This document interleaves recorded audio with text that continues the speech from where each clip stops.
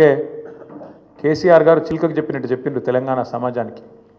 ఢిల్లీ పార్టీలను నమ్మితే 60 ఏళ్ళు గోసపడ్డం, మళ్ళా మోసపోతే ఢిల్లీ పార్టీల చేతుల్లా మళ్ళా గోసపడతాం, మళ్ళా ఆగమవుతాం అని చిల్కకు చెప్పినట్టు 100 సభలు మాట్లాడితే ప్రతి సభలో తెలంగాణ సమాజానికి ఒక అన్నగా, ఒక సోదరుడిగా, ఒక తండ్రిగా వారు చెప్పడం జరిగింది. ఆనాడు ఎన్నికల నాడు కేసీఆర్ గారు చెప్పిన ప్రతి మాట ఢిల్లీ పార్టీలను నమ్మితే ఆగమైతే తెలంగాణ అని చెప్పిన మాట అక్షర సత్యం అని చెప్పి ఇవాళ రుజువు అయింది.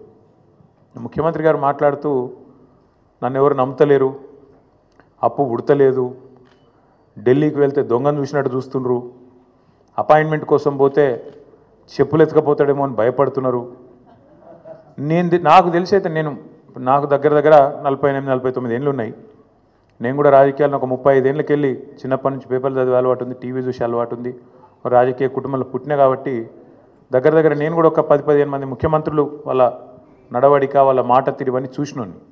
నాకు పక్కన చాలామంది విశేషమైన అనుభవం కలిగిన వాళ్ళు ఉన్నారు. కానీ బహుశా ఇంత దివాలా కోరు మాటలు మాత్రం బహుశా ఈ దేశ చరిత్రలనే ఏ రాజకీయ నాయకుడు కూడా మాట్లాడలేదు. ముఖ్యమంత్రి కాదు, ఏ రాజకీయ నాయకుడు కూడా మాట్లాడలేదు. ఒక్క మాటలో చెప్పాలంటే రేవంత్ రెడ్డి గారు నిన్న నాకు పరిపాలన చేత కాదు అని కాడి పడేసిండని చెప్పక తప్పదు. చాలా స్పష్టంగా కాడి వారేసి నాతో కాదు అని చేతులు ఎత్తేసిండు. ఇక అయిపోయింది, నాతో కాదని నిన్న స్పష్టంగా చెప్పిండు.